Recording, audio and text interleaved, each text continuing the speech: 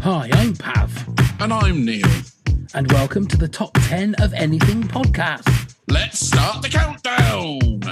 10, 9, 8, 7, 6, 5, 4, 3, 2, 1. The perfect movie villain would be someone who totally believes what they are doing is right, totally focused on their well thought out plan. Oh, and they have to have a kick-ass base or a lair carved out of the side of a volcano with sharks with lasers on their freaking heads. Sorry, went all Dr. Evil there. Here's our evil fact hunter Neil with 10 facts about movie villains. Thank you very much, Pav. So here we go. In Disney's Snow White and the Seven Dwarfs, Lucille Laverne voiced both the evil queen and the evil witch. To achieve this versatile performance, Laverne removed her false teeth as she voiced the latter.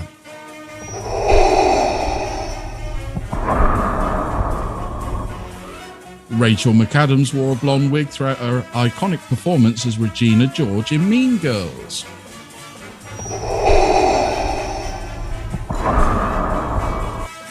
Adam Driver was one of the top choices to play Lex Luthor in Batman vs Superman, but he gave that up to be another baddie, Kylo Ren from the Star Wars sequels. Shit, sorry, Neil. I got so excited then because you said Star Wars. At the beginning of their Fight in Kill Bill Volume 1, O-Ren Ishii tells the bride, "I hope you saved your energy. If you haven't, you may not last 5 minutes." Exactly 5 minutes later, the bride kills Ishii.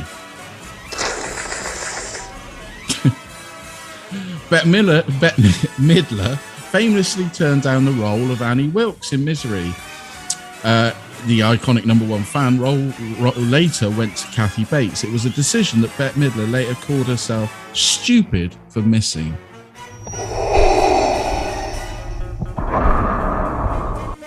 And Margaret Hamilton played the green screen Wicked Witch of the West in 1939, The Wizard of Oz. She was also hospitalized for severe burns as a result of an explosion gone awry in the memorable scene where she disappears in a cloud of magic smoke. James Earl Jones asked not to be credited for his voice work as Darth Vader. As an up-and-coming actor, Jones feared being typecast, so he originally distanced himself from the series.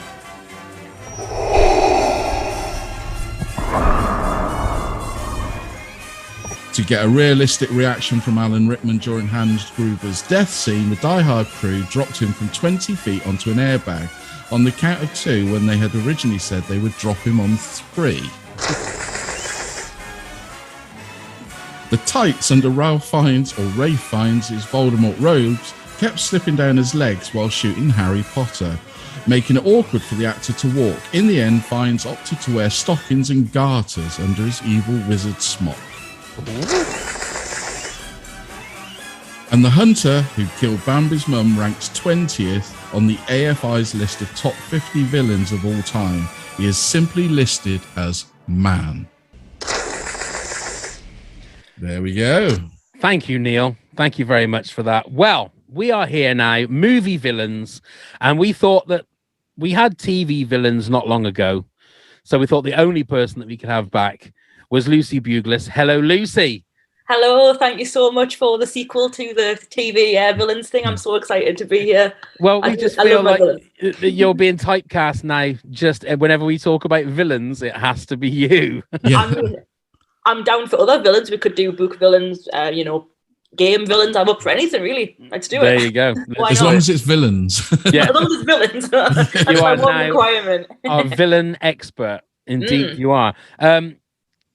I find it quite hard to do my top 10 for this one. I don't know how you two felt. Oh my God, yes. It was a struggle. I do have a few honourable mentions that I might bring up, but it was really tricky. It was harder than the TV one, actually. It was so many people to pick from. It was just, I think I've got my list. It's there. I can't change it now, but we'll see. Mine kept changing a lot. I would go back to it a week later and think, how did I forget him? How did I forget her?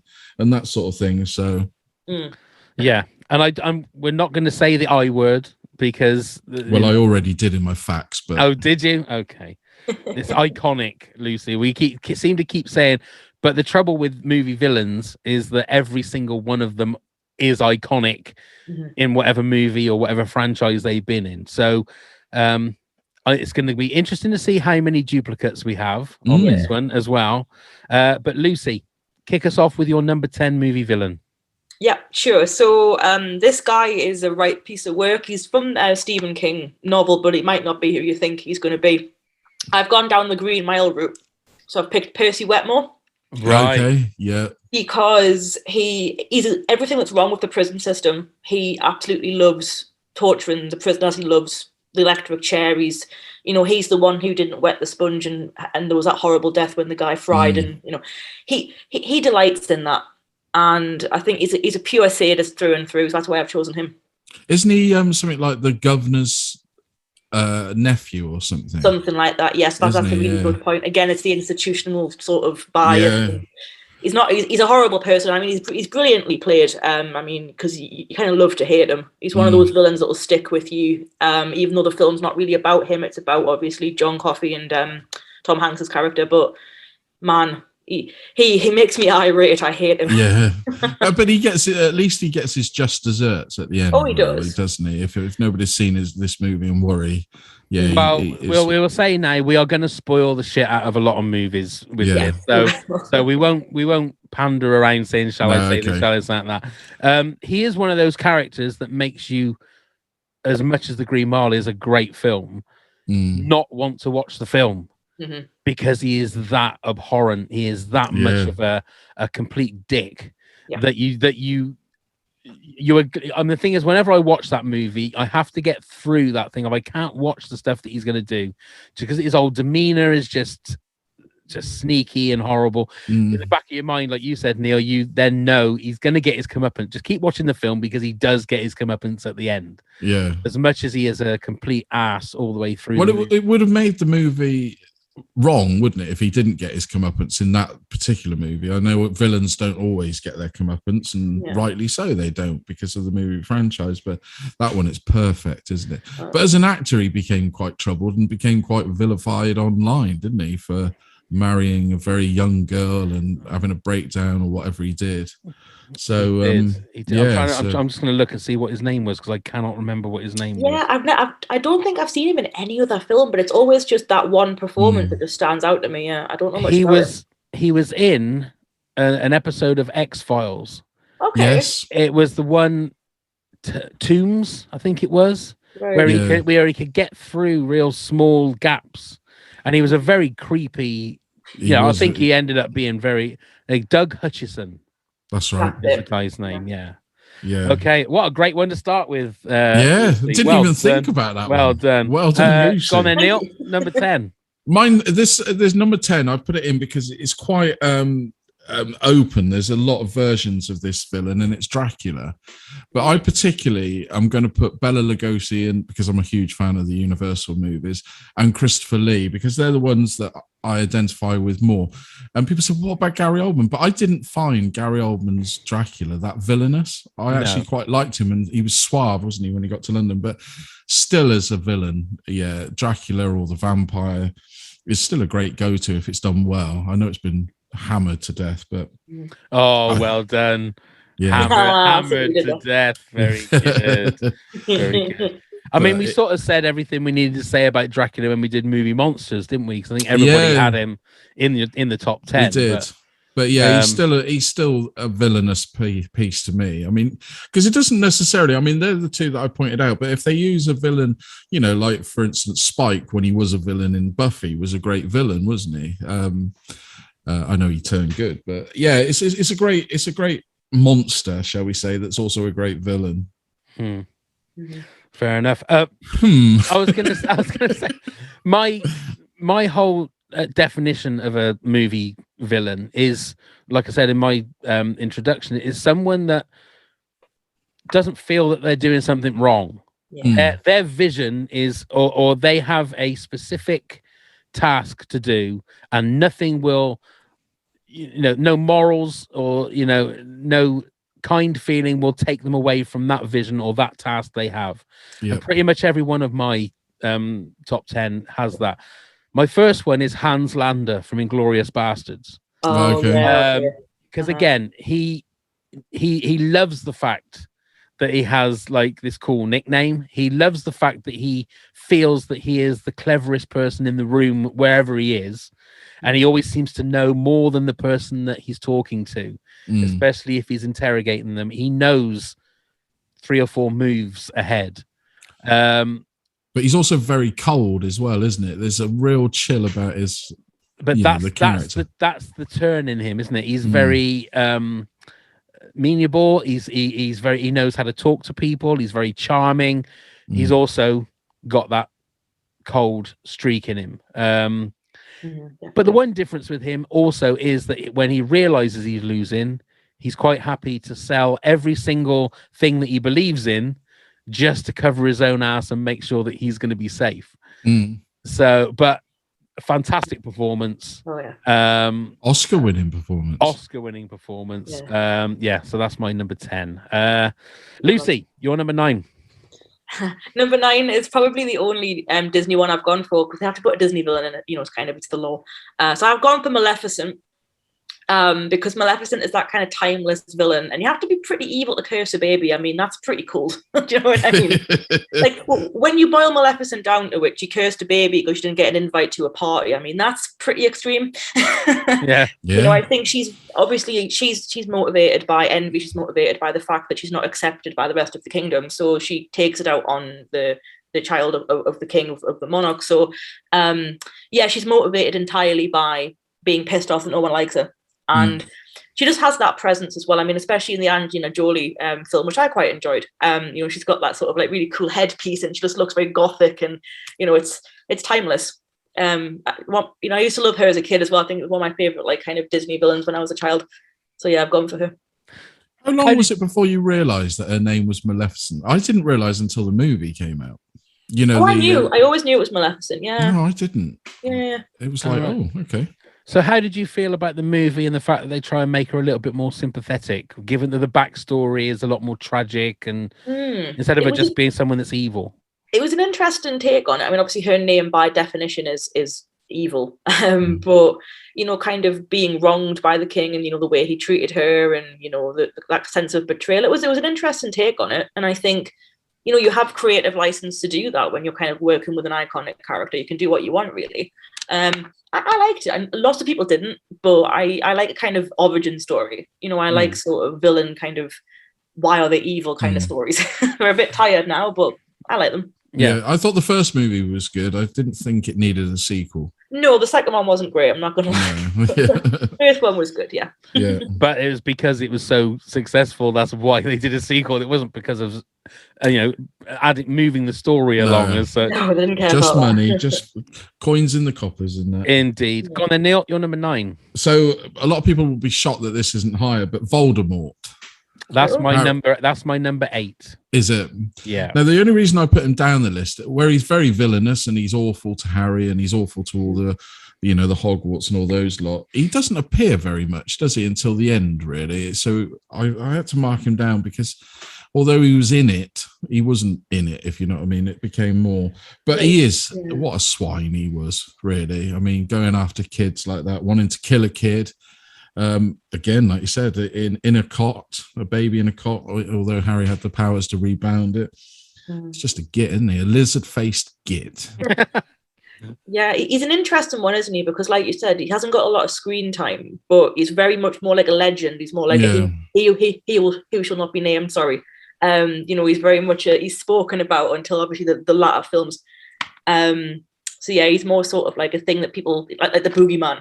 That's right. Yeah, exactly like that. The wizarding I suppose boogeyman. You're right. You don't get a lot of him sort of doing things, so I can understand why he's not higher. But I also think his legend comes before him, doesn't it? That's the thing. Is everybody is scared of the legend of him, and then when they come across him, they are so shit scared that they don't. I mean, you look at I can always never forget Jason Isaacs' character. Who was that? Malfoy. Not Malfoy. It is Malfoy. Yeah. Lord Malfoy, isn't it? I think. Yeah, it's not Draco because Draco is the son. Lucius Malfoy, isn't it? Yeah, Lucius. That's it. It's Malfoy. Close to my name, that's why I know. There you go. Yeah, he genuinely looks shit scared every time he's around him, and just doesn't know what to do. But for me, as Neil knows, I don't read many books, but I did read Harry Potter and the Deathly Hallows. I remember being at work and just reading it through my dinner time, and the whole forest scene where Harry goes basically to die. I mean, they did it really well in the movie. It's about as close as you can get from the book, and you genuinely felt that this was the culmination of all the movies and all the stories together, and that he is going to kill Harry. You know, it's but he is. Yeah, he's just a snake-nosed git or whatever you said he was. Neil. He hasn't got a nose. That's right. Exactly. He hasn't got a nose, indeed. Right, my number 9 is Thanos. That's my number 2. Oh, okay. It isn't the fact he's not charming, but the one thing about Thanos is when you look at his idea, it sounds horrible. That some of it actually makes sense. Not the mass genocide and killing, but the fact that there isn't enough to go round. So, you know, if half of the universe wasn't around, it would be a more prosperous place for everyone.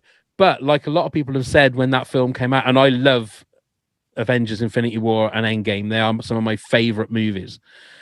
But they said he has the gauntlet. Why doesn't he just make more food for everybody? Or why doesn't he just make more space for everybody rather than killing half of the people? Because he's got that power, surely, with all of the Infinity Stones. I don't know. Because he's obsessed, isn't he? He's obsessed with Quest. Exactly what you said in your own titles. When you watch Infinity War and Endgame, he's completely obsessed and nothing will stop him. So he will squash whatever's in his way, be it planets, spaceships, whole nations, everything, just to complete his quest. I mean, he's ruthless. His own daughter, he is ruthless. Yeah. And that's why I put him so high. I mean, he really is a bastard. He is your full-on villainous bastard. He tries to, you know, speak, like you said, and make it acceptable what he's doing. He thinks he's justified, but he's not, is it? He's completely, I mean, he's shit on everybody, really, even his own people. So, yeah, to me, he's a really strong villain. Are you a Marvel fan, Lucy? I can take it or leave it. I love the Avengers as a franchise. I think is that the right phrase? I mean, there's so many MCUs now, but like as a sort of storyline, if that makes sense. I enjoy the Avengers as a collective. So no, Endgame, it broke me, that film. It's devastating. Yeah. And I think like you were saying about sort of his quest, and he won't stop at nothing, he'll crush everybody. That's why the death count's so high in that film, because and really high for a Marvel film, correct me if I'm wrong, but that was I mean, obviously aside from the obvious, but like the ones we see on screen, like that's a very high death count for a Marvel film. And he just doesn't care. Yeah, a lot of big players as well. I mean, I can remember when I went to see at the cinema Infinity War, and all of a sudden everybody started disappearing. It was genuinely shocking. And the fact that the final scene of that movie is Thanos looking out over his land with a smile on his face, like, yes, I've done what I meant to do. Yeah. What a downbeat. I mean, that's like the Mist style downbeat ending. It's like, oh my God, it's like a kick in the crotch. It really is. And I think, as I'm sure, like obviously as comic book fans, you don't want to see characters that you love so much die like that. Exactly. You don't think people like Iron Man's going to die. You don't think people, obviously big spoiler, sorry.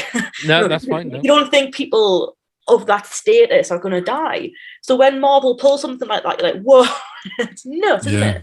Yeah, absolutely. I mean, it starts that way. You guys have seen like WandaVision as well. Like obviously you have a thing with Vision as well. Like it's these, Thanos, and it blows your mind. Even as someone who's not massive on them, I can understand the impact it has on a fandom. Like that's insane.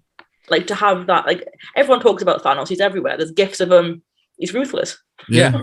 And like Pav said, he took out a lot of the big players. Genuinely took them out, didn't he? There will be no more. Yeah, so. I mean, I'm definitely no expert, but from my understanding of him, he's quite the guy. Yeah, he is. Yeah. If anyone that can have a fight with the Hulk and win, you know that he's just naturally strong anyway, whether he's got a glove or not. Right then, Lucy, you're number 8. Number 8, I'm finally getting into horror territory, which is my kind of thing. I've gone for Ghostface from Scream. Because we're talking like Scream 1 here, because there's so many Screams. I don't know if you guys have seen any of them. Yeah. Brilliant. I've just recently rewatched them, ready for the new one. Oh, brilliant. Yeah, I'm really excited. So yeah, Ghostface is basically, at its core, Ghostface is two idiot teenagers who took it too far, basically. That's basically what it is. But to terrorize like Drew Barrymore's character like that in the opening scene, which is a fantastic opening scene. If people haven't seen it, it's probably my favorite horror opening of all time. It's absolutely fantastic. You know, to do something like that, to heckle someone, to give them a quiz and then tell them they're wrong and then murder them and leave them outside their parents' house. I mean, come on, man. Like, you know, and they're kids, they're like teenagers, you know, there's people you walk past in the school hall. It's, you know, I know Wes Craven was trying to kind of satirize the horror genre with this, but Ghostface is horrible. You know, what it stands for, kind of like, oh, we love horror movies, we love trivia. Meh, let's just wipe people off when they can't answer our questions. I mean, that's nuts, isn't it? It is. And they are pathetic characters as well, like Stu and Billy. When you see them at the party when they're unmasked, they're pathetic. Yeah. But they still achieve what they wanted to. I love them.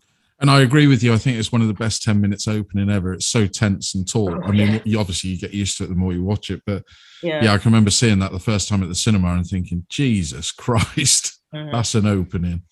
But I think you said about Wes Craven, but I also think Kevin Williamson should get a huge shout out for his script, because it did redefine horror films, didn't it? Oh, absolutely. Yeah. And I think I always say it to people, like, you know, if you're a horror fan, it's the kind of thing that, you know, there's a lot of sort of references to the genre. Like, you know, there's a janitor wearing the Freddy Krueger, like, jumper, for example. That's funny for us. But even if you're not a horror fan, it's such a good entry kind of drug because it's, you know, you've got the teen elements, you've got the horror comedy, you've got, you know, this badass central character in Sydney. It's a great film. And I think Ghostface is, when you have that reveal at the end, you know, I try to keep my friends who haven't seen it away from the reveal because it kind of ruins it. When you realize it's 2 people, you're like, ooh, it's so interesting. Like, I don't think any other horrors have really kind of done that. No, to be straight up 2 people. Yeah. I can remember going to the cinema and watching that, and it was like every 5 minutes we were going, that's the killer. And it was like Henry Winkler, he's the killer. And then he died. Oh shit, okay then. Nah, she's the killer, and then she died. Oh bollocks! Right, okay. And it kept you guessing all the way to the end, like you say. You know, but I think then as it gets to Scream 2 and Scream 3, you don't. Well, me personally, you don't care so much about the story. You're trying to work out who the killer is, and it sort of ends up becoming a bit of a game. Then you're not watching what's going. It's the same as like Saw. Saw became not what the story was, but how can they do more gross deaths with weird implements? You know, it just ended up that's what the story was about in the end. But that's a great one, because I think the first Scream movie is one of, I mean, I can't believe I never put it in my top 10 horror films now, thinking about it. Because I think it should have gone. I've had a real blast watching them. I mean, they do dilute a bit as you go through the series, but I think that's, you know, they even address it, don't they? So absolutely. Go on then, Neil, then you're number 8. So I've gone a Disney one as well, but I've gone for Scar from Lion King. He's a complete bitch. He is a complete lion. Yeah, he honestly, isn't he cruel? I mean, it's got. I mean, when Mufasa dies, it still breaks my heart every time I watch it, and that's got to be a good film to be able to do that, because normally you become numb. The way he rounds up the Nazi hyenas and everything, he's just a full-on villain. But I don't think the live version captured that at all. I haven't even seen it. I don't want to. It's not a bad movie, The Lion King. You know, the live why they call it a live action, I don't know, because it's all computer generated.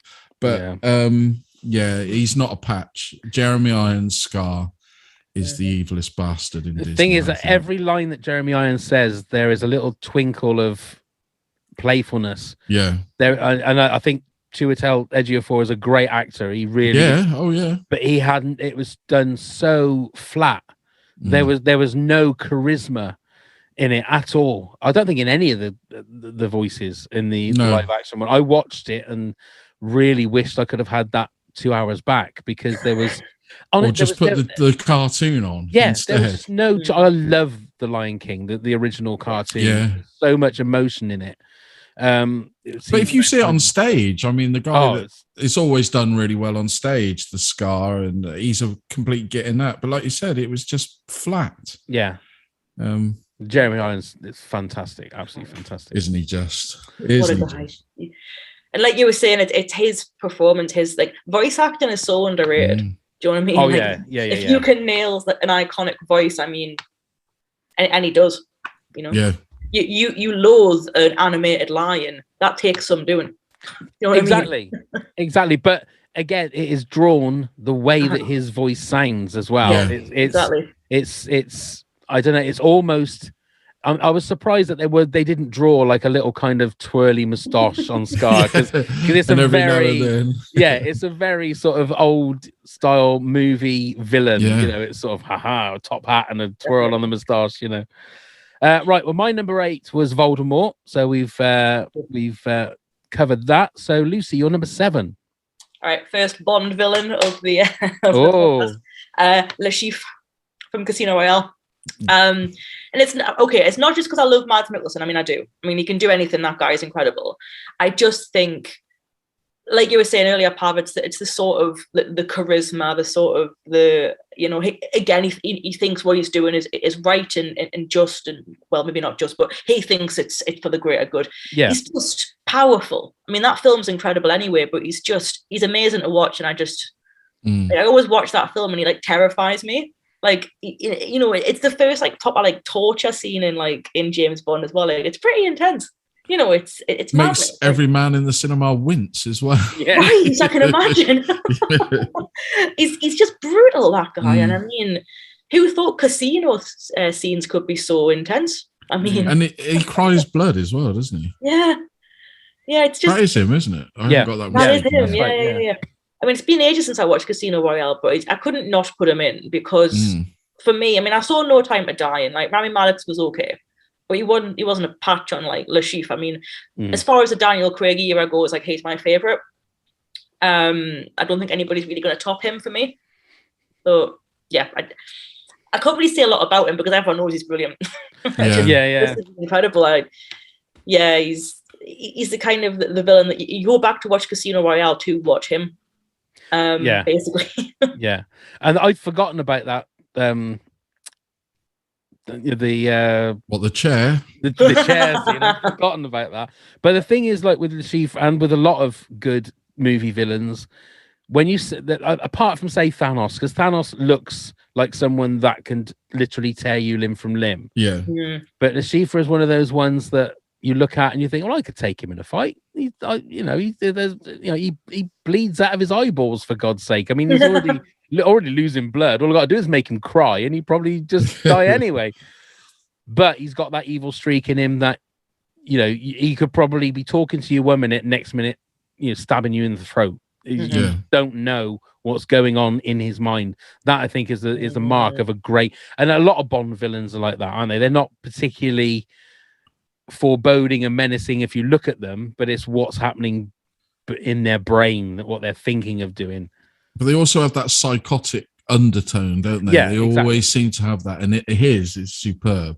You can see it in there, that little bit of madness coming through, which is always great. It's the subtle hints that do it, you know. Obviously I do love more theatrical, more out there villains, but it is the subtleness that really gets me, and the ones high up on my list, without ruining anything, have that subtleness to them, which I quite enjoy. So yeah. Right. Okay. Neil, you're number 7. Is the Joker from 1989's Batman. I think it's the best incarnation. I've watched.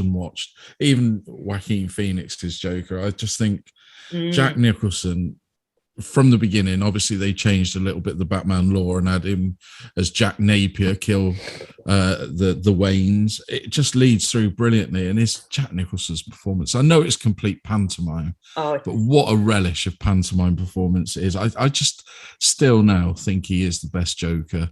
And even at the end, when the bell falls on him, you still have the laugh coming out. And yeah, he's perfect in every way, and completely psychotic and completely nuts.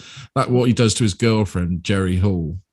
I mean, obviously, it's just wrong, and he seems to relish in it in every way. And the way he tortures Kim Basinger without actually physically touching her, I love his performance of the Joker. I have another Joker at 6. Do you want me to leave it, or should I do it now? No, you can do it now. That's fine. Yeah. Okay, so my version, I would say Heath Ledger is my favorite Joker, because they kind of go for a more darker approach. Like, obviously, you have the pantomime versus like kind of the bleakness. You know, I think both are good, and I think both kind of reincarnations are a good thing. But it's the pencil trick for me in The Dark Knight. Come on, man! I mean, seeing that in the cinema, I was like, it's the only like scene that's made me gone like, whoa! It's like, did that just happen? Like in a 12 rated Batman film? Like, Jesus Christ, that's brutal. And I love the way he tells the story every time of how he got his scars. It changes every time he tells it as well. So which ones are real, you know? Yeah, and I think the Joker as a sort of concept is great because it's just pure anarchy, isn't it? It's sorry, Lucy. I was going to say my only problem with that, to me, is he goes out, and this is more Nolan's fault than Heath Ledger's. He goes out on such a damp squib. He really does at the end of the movie. To me, just hanging around upside down. I don't know. I was expecting more of a set piece and so you ever think that was with the intention that they were going to bring him back for another movie? Quite possibly. But you should never. You know, to me, you should never do that. I mean, Joker's been killed a million times and always come back. Yeah. I mean, the one thing about they're both, I was going to say the I word then, and they're both very, very different portrayals of the same character. But the thing I find that's the link between them is they were both given that character and almost like go and do what you can do with it. You know what I mean? They were given free reign to go and do what they want. They're one's a cartoon and one, like you said, Lucy, is more based in reality, if you like. But both, I mean, I was going to say that they are fantastic performances. I haven't got the Joker in my top 10, and I don't know which out of those two which would be my favorite. I really don't, because for different reasons, they're both fantastic performances and a great character. My number 7 is Hannibal Lecter. He's my number 3. Oh, I'm not allowed to say what mine is. I'm okay. Too high up. Everyone knew that anyway. Yeah, I don't think there's anything that can be said about. I was watching a few clips of Anthony Hopkins as Hannibal Lecter today, and you forget that he is this awful serial killer, because he is in the same part charming as he is creepy and just gets under your skin, but an absolute classic movie villain in every illustration that you've had, not just the Hannibal Lecter versions. I mean, I can probably understand that it's Mads Mikkelsen again, although that's TV, but another book I actually read Hannibal when it came out, and then watching the film was a little bit disappointing, but it was because the reason it was passable to watch was because of Anthony Hopkins, was because of Hannibal Lecter. And it was always a shame Jodie Foster didn't return. It sort of detracted you from it, didn't it? But it did, yeah. His performance in Silence of the Lambs, it was really bizarre, because I just finished reading Silence of the Lambs when I read that they were about to make it. Obviously, that was when Gene Hackman was all involved in it before Anthony Hopkins. And then it came out, and I have to say it's one of the closest adaptations I think there's ever been of a book. Oh, it's fantastic. Because it's like all the shots of him stood behind the glass door, Miggs next door to him, and everything like that. Yeah, but he's scary. The way he's not, he knows that she's coming almost, but how? He's just stood at the glass waiting for her when she first turns up. And I don't think he's ever been as villainous and as creepy as he is in Silence of the Lambs. But I'd also honorably like to mention Brian Cox's version in Manhunter. Yeah. Because I think, that's another version. It's different to Anthony Hopkins. It's not so performed. It's very cold. If you watch it now, it is really cold. You can actually picture him eating on people and that. It's, yeah. And to be fair, the bit that I find the most creepy, it's none of the bits or anything like that. It's when Jodie Foster gives him the information of like the Buffalo Bill, isn't it? I think. Yeah.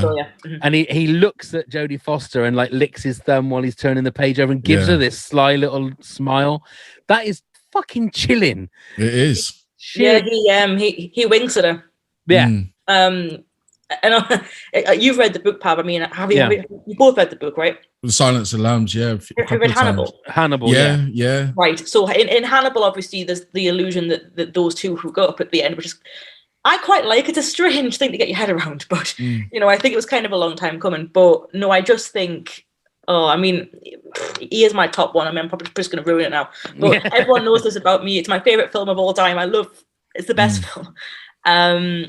The stuff Hannibal does, though. I mean, but you kind of support him at the same time, which is bizarre, right? But you want him to get away almost.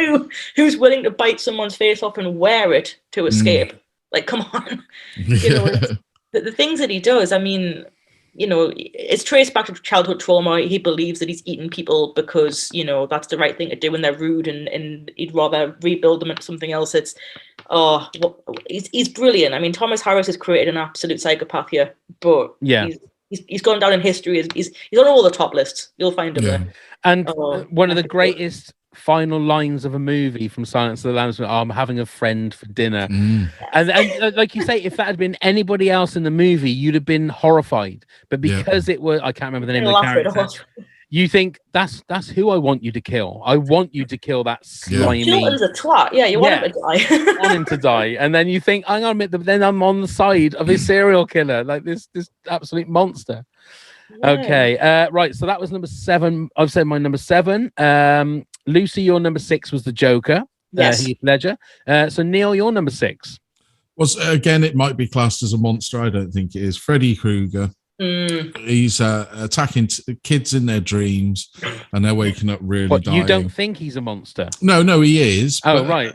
I didn't. A lot of people said to me, "That's not just a movie villain. That's a movie monster." And I said, "No, I don't think he is. I think he's a villain because he's a person, isn't he? Sure, of course, yeah. He's not a physical. Well, he is a monster, but he's trying to explain it. But when you think about what he did beforehand as a human and at the school and what he was doing to those poor kids, it's horrific. And the fact that, and then he comes back in their dreams, which is a great movie twist, because I don't think it's ever been done before. It's probably been recreated many times since, but I genuinely found him. The first time I watched Nightmare on Elm Street, my parents rented me the copy. I must have been about 13 or 14 and watched it with them, and I was terrified. As we all were. And it, when you go down into the basements and she's being chased in the dreams and his arms, it may have dated a bit now. Well, it has dated, but it's still quite creepy. When he has the elongated arms and he's going down, and his razors are like scraping the sides of the which puts you on alleyway. Anyway. That was the bit, but you watch it now and you sort of laugh at it. But that was. I mean, the worst bit's the telephone. That tongue looks terrible now when it comes out of the telephone. Yeah. But the bit in the bath. The bit in the bath was terrifying. That shot, it's great. It's like Jaws in a bath, isn't it? Yeah. It's the ultimate sort of like home invasion because you can't escape it. Like it's in your head. Yeah. That's right. The ultimate invasion of privacy right there. Yeah. And I would highly recommend anybody who's got Netflix to watch the movies that made us and watch the Nightmare on Elm Street one, because it's really fascinating how much trouble they had getting that made and everything. So, but what a villain. Johnny Depp. Yeah, very young Johnny Depp. Very young Johnny Depp, wasn't it? And obviously, very linked to Scream, the Johnny Depp and Nancy relationship obviously mirrors the Scream relationship. Yep. Nice. It all comes round in the end, doesn't it? It does. Right, my number 6 is Daniel Plainview from There Will Be Blood. Oh. I don't think you can class him as a charming man. No. Definitely not. But he's somebody that on the outside just looks like a businessman. But he's far from and again, somebody that is completely has tunnel vision. All he wants to do is make money, and he will use one of his dead friend's children to make it look like he's got a family, to further that, and to just tuck everybody up, to make deals with other people that makes other people bankrupt or just lose their oil or whatever, right to the very end. I drink your milkshake. Big milkshake fan. All of that, the irony of the fact that he is shouting at his deaf son that, just a bastard in a basket, and his son can't hear the words because he's walking away. It's a fantastic movie anyway. The first 20 minutes where there's absolutely no dialogue at all. Nothing at all, is there? And it's just him finding, I don't know, it's gold or whatever it is. Was it oil in that first dig that he's doing? But it's and again, Daniel Day-Lewis, I don't think I've ever seen him do a bad movie. It's just a fascinating character. It's layered, has different nuances, but in the end, he becomes what he hates, and the fact that he's alone at the end, and the fact that he kills poor Dano's character at the end, and when his butler comes up and says, are you okay? He said, I'm finished. And that means so many different things. But yeah, I just love that. I love that movie. That it's Daniel Day-Lewis. I cannot genuinely think of anybody I could think could do that role. Daniel Day-Lewis seems to be the only person. Yeah. And he mesmerizing to watch. He just is. I don't know what it is about him. I mean, I know he's obviously a very good actor. Obviously, Amazing actor. But you see him in that. Yeah. Well, you see him in that, and then you see him in, say, Lincoln, and it looks like two completely different people. You don't think that it's the same person that's doing it, and then any other movie that he's been in. Have you seen The Phantom Thread yet? No. Yeah, he's amazing in that. So watchable. He really is. Just amazing. Yeah. Okay, then. Right. So we're down to number 5. So, Lucy, what's your number 5? Darth Vader. Okay, that's my number 3. Darth Vader. Yeah, I mean, come on. It's Darth Vader. It's the Imperial March, the tragic backstory, the insidious sound and breathe. And why would you not put him on the list? I mean, come on. Even if you haven't seen Star Wars, everybody knows Darth Vader, and that is the mark of a good villain. Yeah. Like, you could say to anybody on the street, Darth Vader, they'd be like, yeah. You know what I mean? Like, everybody knows him. And, when you find out the truth, you do kind of feel sorry for him. But by this point, he's too far gone. And obviously the revelation, all this time that Luke is his son it tugs at your heartstrings, but at the same time, you kind of like, I can't like this person. And like you can like Anakin, but you can't like Darth Vader, if that makes sense, because he's just too far gone at this point. And it's kind of like a tragic fall from grace. And that's kind of why I like him, because he started off good and then it gradually went to shit, if that makes sense. It's hard to sum Darth Vader up because everybody knows who he is, but it's just the presence of him is incredible. And I mean, he had to come on here. Yeah, so he's number 5. Yeah, I mean, the reason he's not my number 1 is because the two ahead, I feel, are better movie villains. Sorry, but the whole story of Darth Vader, like you say, I think it's tragic because he doesn't turn out. I think you could easily have the Emperor. You could have Emperor Palpatine in your top 10, but he is evil from the start. He is another one that his vision is that he wants to take over the universe or the galaxy. Anakin doesn't start off like that. He starts off where he's part of this prophecy that he's supposed to unite the Force and all of that kind of stuff. And he, like you say, he ends up where he becomes misguided. He ends up going just down that route. And when he ends up making that final step, then you know he's too far gone. And is there going to be redemption? Obviously, in Return of the Jedi, there is finally, but it's too late for him. Yeah. So I think the reason I would have chose him over, say, Emperor Palpatine is because his arc is a lot more tragic and a lot different to, say, Emperor Palpatine. He was always going to be the Emperor. He was always going to be somebody that was going to be the top dog, if you like. Anakin had so many choices and so many decisions to make that made him Darth Vader. I'm really interested to see what they're going to do in the Obi-Wan Kenobi series on Disney Plus, because Darth Vader's in that. And I really don't want them to retcon, because the idea is that when New Hope comes up, he hasn't been in front of Obi-Wan Kenobi since they were on Mustafar, and he lost his limbs. But by the looks, it looks like they get together and have another fight in the Obi-Wan Kenobi movie. And that I'm going to be interested just to see in what context that is, because I don't want them to retcon it so it ends up where they were fighting every 5 minutes. That was the big fight. So that's going to be interesting for me. But and I mean, it's a tough act to follow, when you've seen him on screen so many times to do it again. Yeah. Like, the fans are going to expect a lot from Disney Plus, and I hope we get that. Yeah, absolutely. Is all I'm going to say about that. Yeah. Go on then, Neil. You're number 5. Hans Gruber.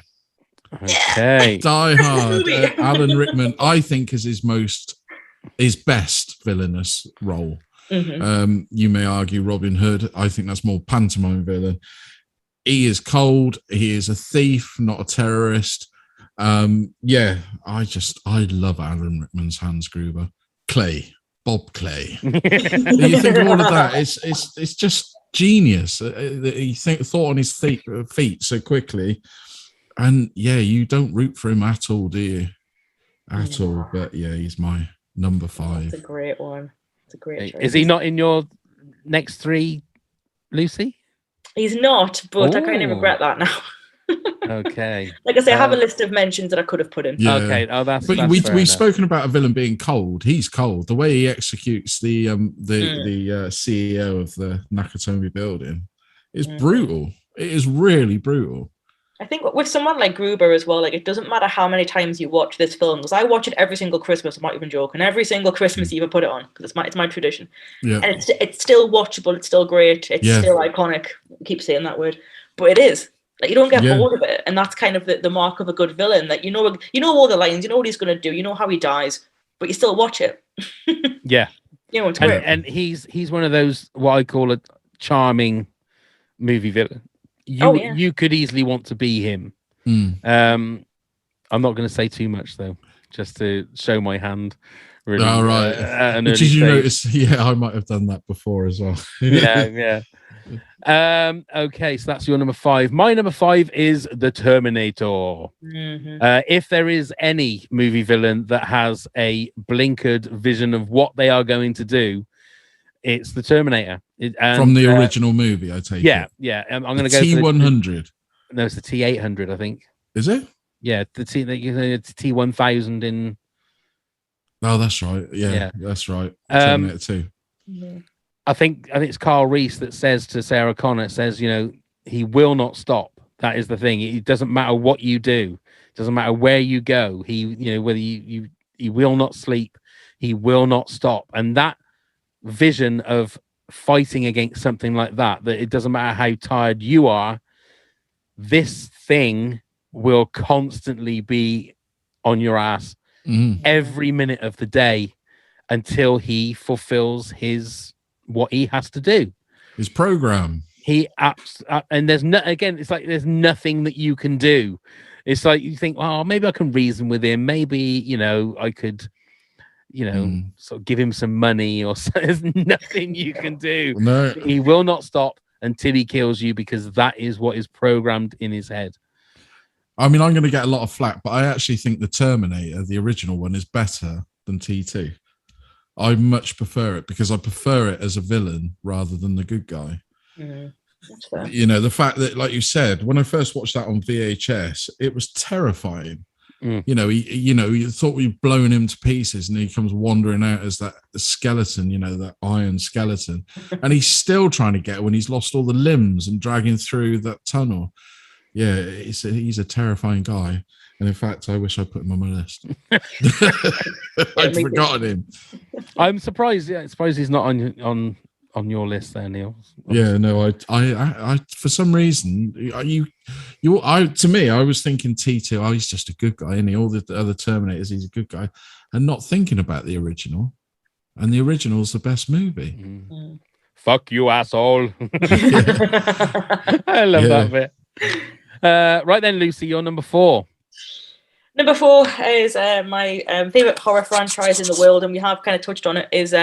Is Jigsaw from the Saw franchise, and I've gone with Jigsaw for a couple of reasons, and I'm not going to bore you to death. I'll keep it short.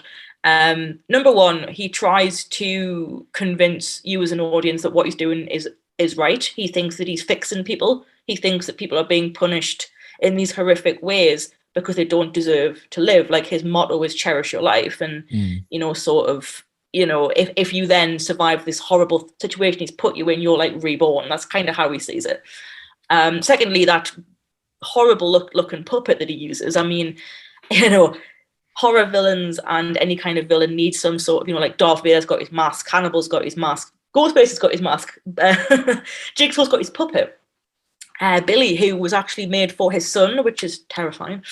Yeah, he's evil through and through, and he was never going to stop until he died.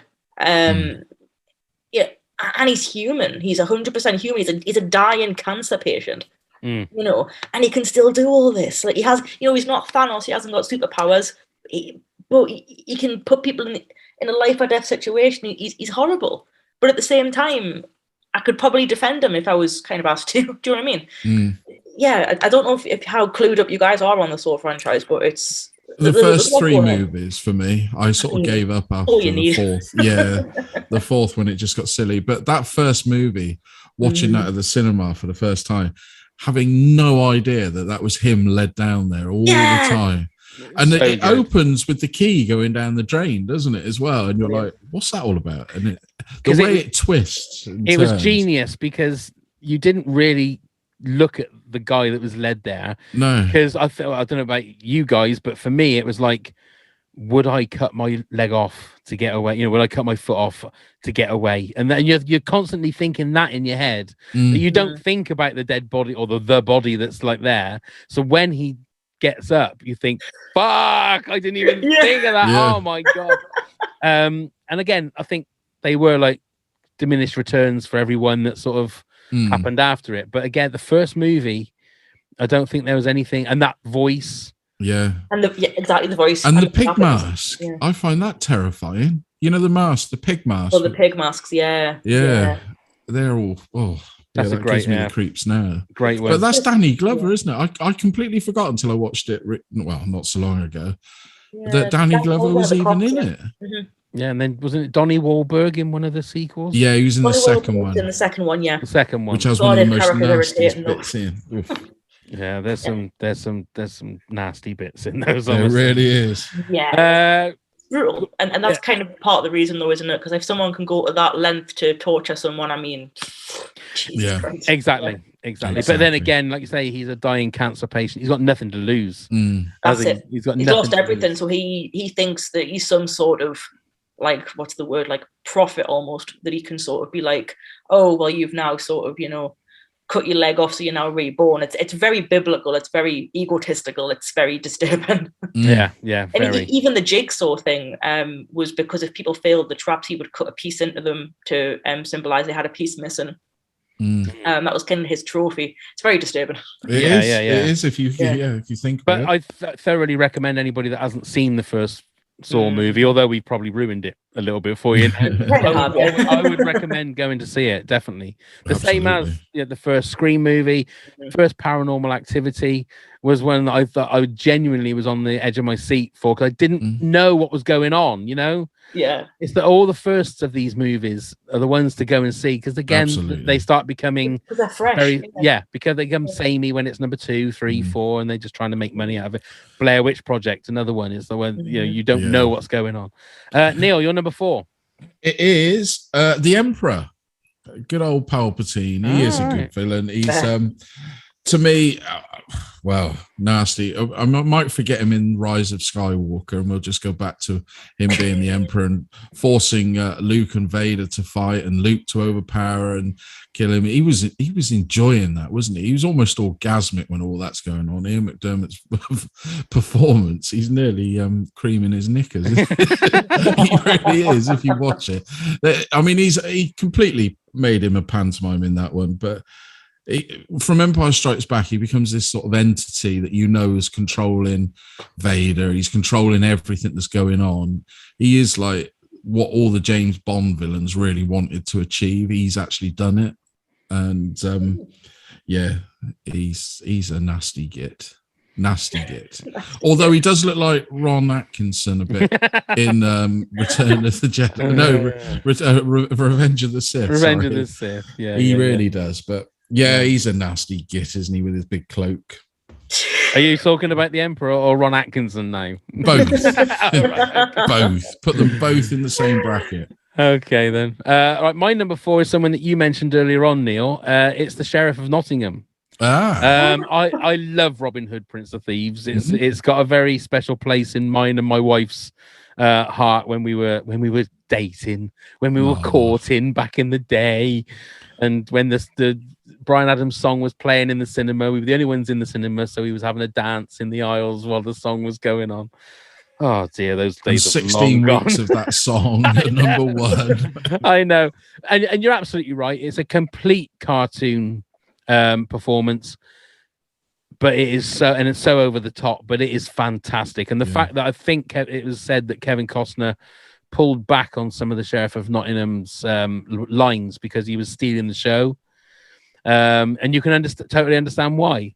He's another one that took his role and just went with it, but so instead of like playing it at like 6 or 7, played it at like 95 out of 10. It's completely over the top. And again, I think he's so watchable in that. Even his death is just like so over the top. And it's almost like there's a bit in the time when he's dying, he's getting to the window and he's like been stabbed. You almost feel like there's a bit that they cut out where he looks at the camera and goes, "Oh," and then dies. And you just feel like maybe that was a bit that like Kevin Costner went, "No, let's not have that in." But I love that movie. But a great line. And cancel Christmas. Yes, exactly. Yes. Or I'm going to cut his heart out with a spoon. Yeah. Some great lines, and it really is a pantomime villain. So yeah. And then the other one was you, my room, 6 o'clock. You, 6:30. Bring a friend. Yeah. I love that. So good. Yeah, some great lines in that. Some great lines. So good. Do you think that was written, or do you think Rickman got to improvise a bit? It wouldn't surprise me if it was an improvised line, but there's quite a few good lines like that. But it's like all of the good lines went to the Sheriff of Nottingham. It was that's what it was there for. Right, Lucy, you're number 3. Number 3, we're back to Stephen King. I've gone for Margaret White in Carrie. So Carrie White's mother. Yeah. Which incarnation? Yeah. Which version of her? Because there's 2. Sorry, yes. Oh my gosh, what's her name? Piper Laurie. The original one. Yeah. Yeah. Piper Laurie, isn't it? Thank you, Piper Laurie. Yes. Yeah. Yes, the original one. I mean, Julianne Moore did a good job. I'm not going to lie, but Piper Laurie was just. She was that level of, again, it's the kind of the the sort of over the topness of the 70s. The very much the hysteria, when she's getting hit by the knife, it's very out there. But at its core, like, it's religious fundamentalism to the point where you would be willing to like kill your own daughter. I mean, it's a lot. You know what I mean? And like Carrie, bless her, like she didn't really do anything wrong, and she was completely tormented to the point where she unlocked like these powers and like murdered her whole school basically. But fundamentally, but she's not the villain of the piece, which is nuts. It's actually her mother who is, because despite Carrie's kill count, it's Margaret that sort of ruined her life. Basically, she can't behave, she can't be a woman, she can't go and see boys without being berated, she can't even have a period without her being like, oh, it's the devil. Like it's terrifying. It really is, especially as a woman, like to think about these things. If I'd been like repressed in that way, that's terrifying. It's I still think it's the scariest part of the movie is when she goes home and her mum comes out. It literally it puts the hairs on the back of my neck up still. It's the like, way Piper Laurie did it. Yeah, it's terrifying. I need to see that. I've not seen that film for years. I need to see it again. I really do. I mean, it's very 70s, very 70s, but it still packs a punch. A lot more than the remake did. Yeah, they lost that punch a bit to me. And like you said, Julianne Moore was very good, and so was Chloe Moretz, whatever her name was, is now. Just didn't have that edge. Like I said, when she goes home to see her mum, that's always the bit I'm like, no, don't go home, just run away.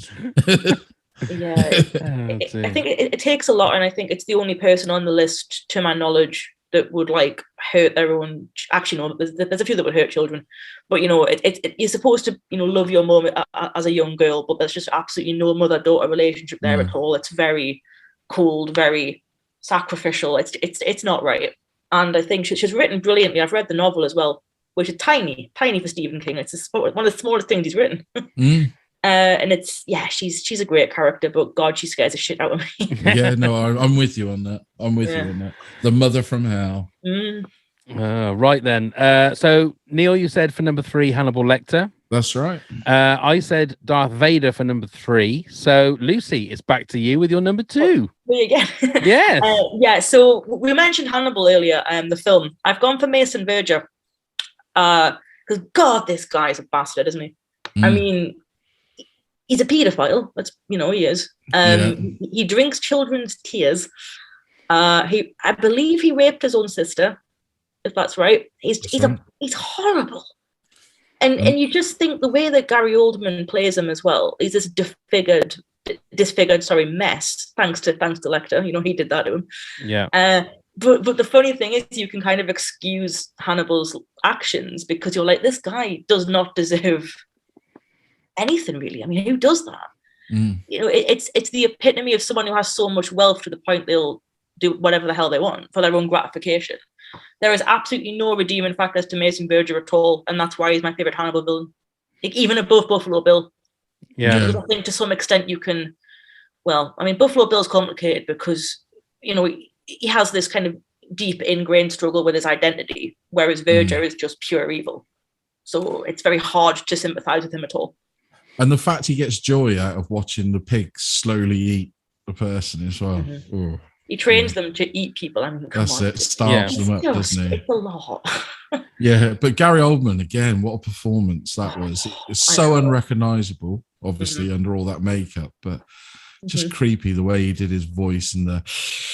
But it's another one of those things of you don't have sympathy for Hannibal Lecter, but you can understand his actions, and you almost condone his actions because the person that he's hurting is worse than Hannibal Lecter. So it almost makes it like two wrongs make a right kind of. When it's all murder, it's all disfigurement, it's all horrible stuff being done to a human being, but you sort of compartmentalize it in the fact that Hannibal, this guy is just that little bit worse than Hannibal, so you want him to do it. You feel like it's okay for him to do it. I mean, actually, no, slight correction there. I got that wrong. It's actually Hannibal tells him to peel off his own face. That's right. So he doesn't even harm him. He tells him to do it because he puts him. I think he feeds him with like drugs or something, and then tells him to do it. Yeah. Jesus, it's a dark series, isn't it? Yeah. There's a lot going on. I mean, it's an incredible series. Like it's a brilliant series of novels. But when you talk about it, you're like, my God, this character's awful. Yeah. But that's why he's so high up, though, Mason, because there's literally no redeeming qualities at all. It's just pure evil. Absolutely. Right, Neil, you said Thanos for your number 2. I did. My number 2. Now this might shock you, but my number 2 is Jenny from Forrest Gump. Oh, really? I've never known a more evil woman than Jenny from Forrest Gump. Oh my God. Forrest Gump is one of the most sort of nicest characters in a movie ever. You know, she asks him to run when he's if whatever happens in Vietnam, run. But the way she treats Forrest throughout the whole movie, she uses him for whatever she wants. She could have had a perfect life with Forrest, and I know that she probably didn't love him or whatever, but she had to go off and do what she wanted to get away from abusive father. That's fair enough. But she used him to the fact that she used him to get a baby. Mm. She also, when she realizes that she's sick, that's when she decides to reach out to Forrest and go back and say, and they get married. And I love Forrest Gump as a movie. I think it's a fantastic movie. I've always loved it. I love eating at Bubba Gump's whenever I get a chance to eat at Bubba Gump's. But it always sticks in my, I don't know, there's something, it gets under my skin every time I see her. And I think you are just one of the most evil people I've ever seen in movies. You know, right up to the fact that you give Forrest what he wants. All he wants to do is, that's my Jenny. He loves Jenny so much. You finally get married and then she dies. So, he's just left on his own again. I think, you bitch. I mean, for God's sake, you could have had years and years with him. You could have been so happy there. Just him there on his little ride-along lawnmower. Off he goes. Yeah. Do you not think, though, it's not her and it's her addiction that causes the problem? I don't know. I mean, if you look at it deeply, then yes, probably. And I'm probably being very, very nasty to Jenny because she probably she did have a lot of problems in her life. She did. But she even tells Forrest to leave her alone because of it. I know. You're not going to change my mind, Neil. No. She's horrible. She's a horrible person. No, I get your logic. And and Paul Forrest, all he wanted was, he didn't want to run across the country, but it's because she left him thinking that he'd done something wrong. All he decided to do, was run. Yeah. And wherever he was going, I was running, he said. Bless him. But most villainous thing, you're quite right, is not telling him that he had a child. Yeah, that's... No, and until it was too late. Until like she said, she finally introduces him to his son, and then, oh, by the way, Forrest, I'm sick. Oh, well, yeah, okay. But did she do that because she wasn't originally going to, got sick, and she wanted to make sure that his son was safe? Stop trying to defend Jenny, will I'm you? just For putting God's it sake. out there. I'm just putting it out there. I really am. Just putting it out there. You're on the side of evil, Neil. Stop it. I am evil. It's always interesting to have one that's a little bit more off-piste, though, isn't it? Because, like, in all seriousness, like, we've gone for some really nasty, nasty people, but, like, sometimes human evil can be very evil. Yeah. Manipulation. Like, I think you've got a point. I'm not going to lie. Yeah, you definitely have got a point, Pam. There's evil in all sorts of different characters, which is why it makes them so interesting. I think it's the fact that you juxtapose the fact that Forrest is nothing but nice to people. Yes. And protective to her as well. Yeah, but he sees the niceness in everybody.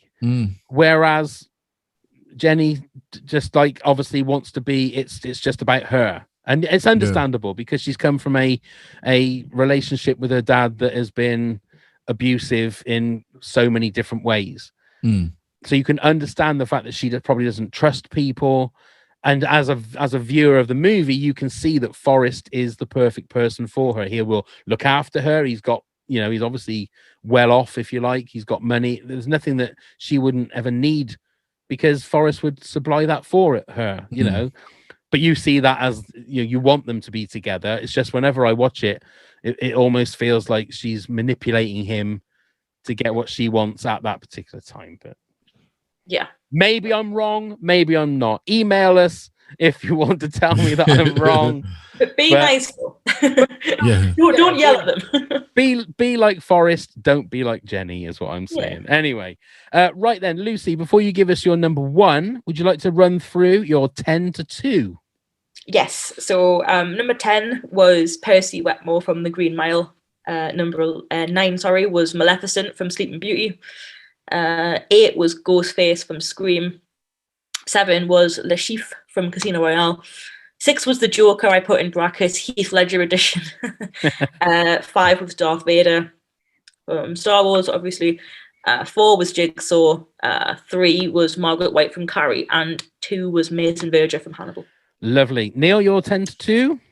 10 to 2 is number 10 is Dracula. Number 9, Voldemort. Number 8, Scar from the animated Lion King. Number 7, Jack Nicholson's Joker. Number 6, Freddy Krueger. Number 5, Hans Gruber. Number 4, The Emperor. Number 3, Hannibal Lecter. And number 2, Thanos. Thank you. My 10 is number 10, Hans Lander from Inglourious Bastards. 9, Thanos. 8, Voldemort. 7, Hannibal Lecter. 6, Daniel Plainview from There Will Be Blood. 5, The Terminator.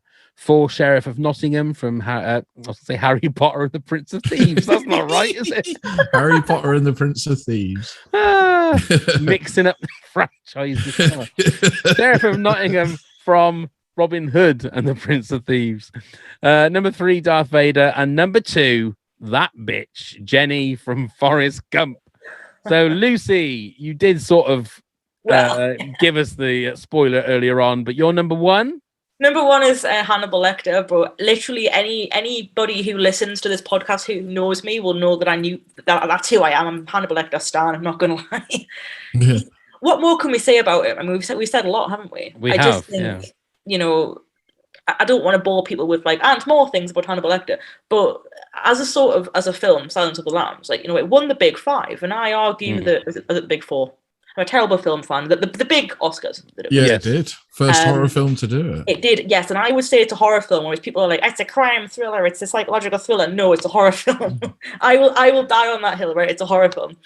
So I just think to have a performance of that level, if we're just going to praise Anthony Hopkins for a minute, to have a horror performance to win Best Actor Oscar is quite something. And I also think, like you were saying earlier, the faithfulness to the novel is pretty much on point. I mean, I've read that novel from cover to cover a million times. It's pretty much what happens. Yeah, he's faultless as a villain. I just think he's absolutely iconic. Yeah, I agree. Just a quick question, Lucy. You've got a tattoo on your wrist. Is that a Silence of the Lambs moth? Yep. There you go then. Yeah. There you go. I mean, love it. That pretty much shows you the kind of fan. It's my first major tattoo. I've got a jigsaw piece as well. There's a theme here. The things that I like. Cool. So. No, it's good. I like that. I like that a lot. Nice. Okay, then, Neil, you're number 1. Well, you guys have spoken about him a lot. He's right from my childhood and all the way through as Darth Vader. Right from the mask that he wears to his deep breathing, everything was terrifying as a kid. And it still resonates now, actually.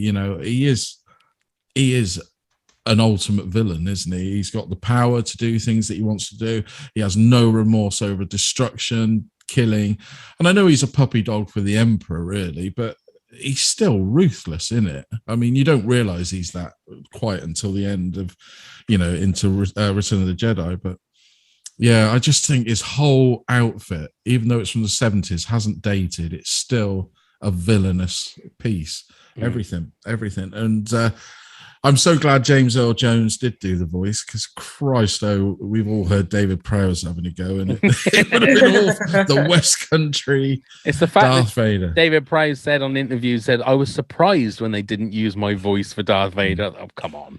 It would have been Star Wars meets This Country, wouldn't it? Well, it was. He was nicknamed Darth Tractor on the set. On the set, yeah. Oh dear. I mean, I was surprised he wasn't your number 1. I'll be honest. Pal. No, well, yeah. I played the VR. I can't remember what the Star Wars game was that came out last year. Yeah. And you don't realize how menacing he is until you're playing a VR game and Darth Vader is stood right in front of you. Right. And so you are literally in the same room as Darth Vader, and it is horrifying. He is like, I don't know, 7.5 foot tall.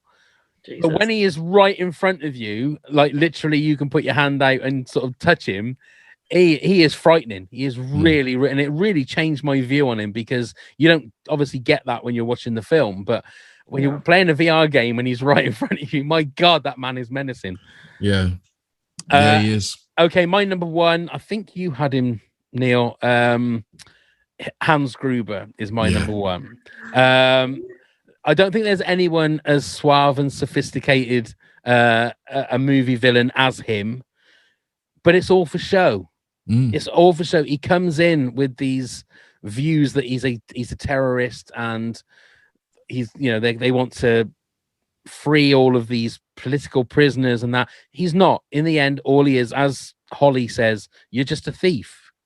And he goes, no, I'm an exceptional thief. That's and I don't think that, as much as I think that iconic roles that Alan Rickman has had, he also doesn't look like Alan Rickman. That's the thing. Well, it's his breakthrough role, wasn't it, really? It was his breakthrough movie role. It's sort of the start of his career. I don't know. And I just find him so watchable in Die Hard. I really do. I don't think that, as much as I've got Sheriff of Nottingham as number 4, he is fantastic. And cold. Like I said, when he takes out the CEO, you've got 3 chances. And boom, but again, it's that ruthlessness and that blinkered vision. He needs that guy to give him those codes. He doesn't give him the codes. I'll give you an ultimatum. You don't, right? Okay, bang, you're dead. Yeah. Then speaks to his tech guy. Can you do it? Well, you didn't bring me here for my charming personality, right? Then off you go. And he knows exactly what the FBI are going to do. He knows exactly what everything needs to do, apart from John McClane. John McClane there, just to, yippee-ki-yay, motherfucker, and all that. He's a great villain, though, isn't it? Fantastic. That was, again, I'm surprised that there haven't been as many crossovers and duplicates. It's like every week I say that. I always think we're going to have like loads of duplicates, and we're just going to be talking about the same ones, but there wasn't as many again. And some awesome choices of people that I'd forgotten about. Yes. So what were some of your honourable mentions before I mention some of the ones that people have sent in? Lucy? So I went for Alex from A Clockwork Orange is one of them, because it's just, again, it's the pure malice, the pure evil, the sadism. I would have put Gruber on there as well, definitely. And the Terminator. Yeah. When people say things, you go, yes. There are so many good villains. If we were doing Disney, I'd probably put the Evil Queen on there, I think, probably. There's just so many, to be honest. But I think the ones that I whittled it down to were the ones that have kind of had a lasting impact on me. So I'm happy with the list. I think I've settled on it. That's good. So some of the honourable mentions we had sent in. Stu Grant gave us Michael Myers, Patrick Bateman, Kaiser Soze, Agent Smith, Biff Tannen, Dr. Zeus, Jigsaw, the 89 Joker. Dr. Zeus? How is he an evil villain? Well, I don't know. I know Planet of the Apes. I was thinking of Dr. Zeus, who wrote The Grinch. Planet of the Apes, of course. Yes. Asami Yamazaki. Does anyone know who that is? I'm not sure who that is. No. And Woo Jin Lee. Okay. He didn't put what the movies were or anything, but thank you for that, Stu. At SWO Productions says, I'm not a Star Wars guy, but I feel the objective answer is Darth Vader. If we are all allowed to count all incarnations of the character, the Joker should be up there too. Mentioned in both of yours. At Chatty Geek HD said, has to be Agent Smith from the Matrix series for me. At Andy Craik said, Stripe, the main villainous gremlin in Gremlins. Always scared me as a kid, but actually I reckon the cranky old woman, Mrs. Deagle, is more evil. She's horrible. She is. Josh from Just Films and That says the whale from Pinocchio. Stop laughing. He actually says on there. So there you go. And Alice from Just Films and That says, gotta be my man, the T-1000.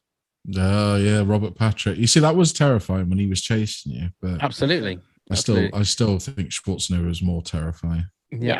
Our friend Faye Hatcher says Vicini from The Princess Bride.